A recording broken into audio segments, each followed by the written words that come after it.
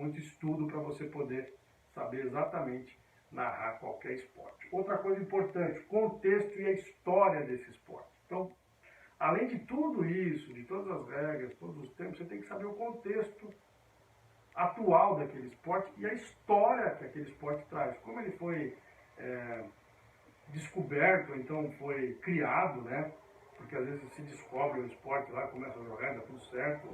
Então existem, claro, alguns esportes que não têm uma origem definida, né, exatamente, mas existem algumas hipóteses. Saiba essas hipóteses, saiba os países que mais disputam esse esporte em grande estilo e em alto nível, onde ele é mais difundido, por exemplo. Futebol não foi inventado no Brasil, foi inventado na Inglaterra, mas o Brasil foi um país que praticamente redescobriu o futebol. O Brasil começou a jogar o futebol de uma outra maneira, que trouxe aí muita coisa legal para quem gosta de futebol. Então, essa é a dica de você saber tudo isso da história do futebol.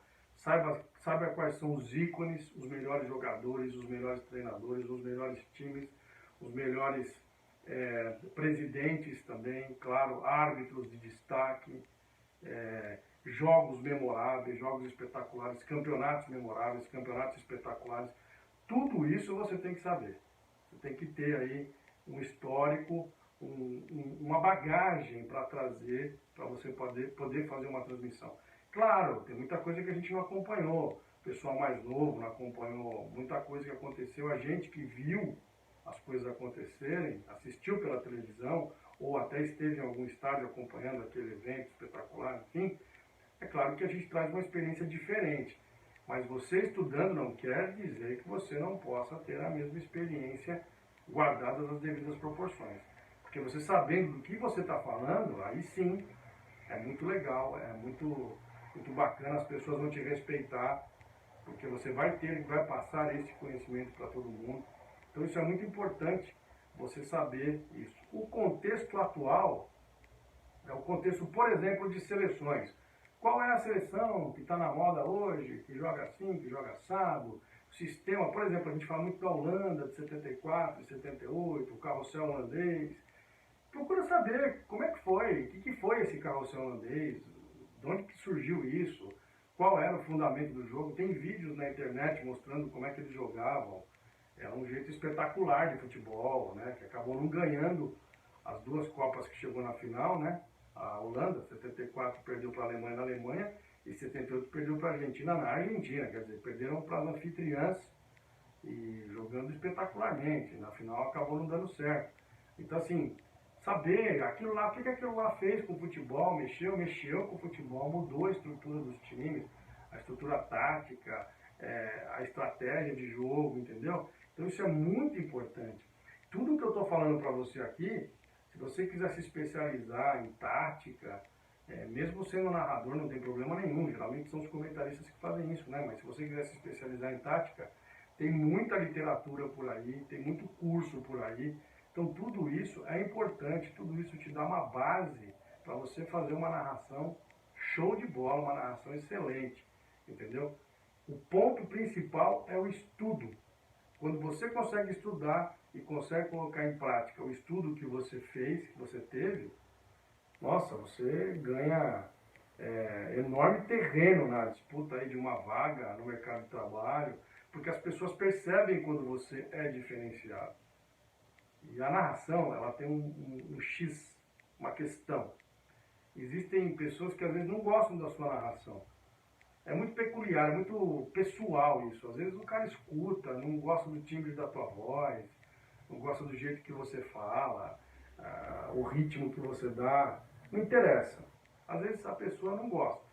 Mas se você souber exatamente o que você está falando e o que você está fazendo, você pode ter certeza que as portas elas vão se abrir muito mais para você do que aquela pessoa que não sabe e que às vezes tem até uma voz muito mais bonita, entendeu? Um jeito mais interessante e tal. O que você vai precisar é se adequar para melhorar o seu jeito. Com a prática você vai fazer isso. A outra pessoa vai ter que estudar. Se ela não quiser estudar, vai chegar uma hora que ela vai começar a se atrapalhar, vai começar a falar muita besteira e vai ficar chato, entendeu? Então eu prefiro o cara que estuda e que corre atrás e que procura saber e procura se informar e conhecer coisas novas do que aquele que acha que já sabe tudo, porque tem uma voz legal, um jeitão legal, já acha que está tudo resolvido. Na minha modesta opinião, tá, um toque que eu dou para vocês que querem ser narradores e narradoras, eu acho muito melhor, muito mais salutar, muito mais inteligente você se preparar para o momento que vai chegar para você fazer uma narração. Certo? É isso que eu penso. Acho que você tem que estar preparado em qualquer momento e as coisas vão acontecer de uma hora para outra acontece. Se demorar, tudo bem, demorou. Para mim demorou 8 anos. Né? O tempo demorou 8 anos para eu chegar a ser narrador. Nesse tempo todo eu fui me preparando, era uma coisa que eu queria, era uma ideia fixa que eu tinha. E eu consegui. Se eu conseguir, todo mundo consegue. Certo? Praticar, primeiro estudar, depois praticar e vai se desenvolvendo aos poucos, porque cada narração é de um jeito. A narração vai ficando melhor, você vai ficando melhor conforme você vai praticando e vai trabalhando e vai fazendo as suas narrações. Ok? Vamos lá. Como cada esporte funciona e cada jogo tem um ritmo de narração. Primeiro vamos falar de como cada esporte funciona. Cada esporte funciona de uma maneira, aquilo que eu estava falando para vocês ali um pouquinho atrás, né? Que são as lógicas do esporte, a mecânica do esporte. Então essa, além das regras, né, é a segunda essência para você saber como narrar esse determinado esporte.